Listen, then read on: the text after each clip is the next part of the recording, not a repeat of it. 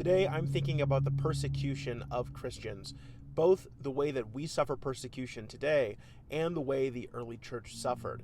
The first place my mind goes when I think about early church persecutions is St. Apollonia of Alexandria. She was part of a very sudden and violent persecution that Christians experienced at the hand of pagans. She was an elderly deaconess who was dragged in front of the pagan crowd and had her teeth kicked in. They commanded her to renounce Christ or suffer the pain of burning to death.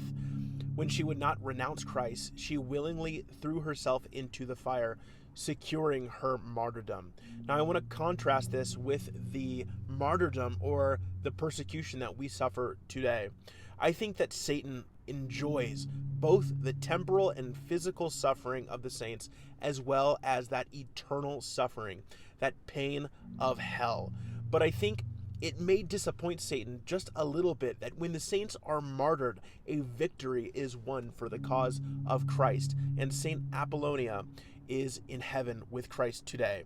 I think the tactics that the devil employs today, especially in the United States, is not him seeking the destruction of our bodies, but the destruction of our souls. This is accomplished when he lures us away from Christ. He lures us away from the church with things like drugs, sex, alcohol, money, power, position, pride. All of these things pose a risk to our souls. How many people do you know just simply fell away from Christ because they got into an impure relationship with somebody who is not a Christian? Their soul has now been put into jeopardy by the wickedness of the world. So all Christians everywhere are called to have the virtue of fortitude, that as we look onto persecution in courage, we willingly walk forward. And I understand that the persecution that we feel when we are tempted by things that we shouldn't look at on the internet, or tempted by working Sunday instead of going to Mass, or tempted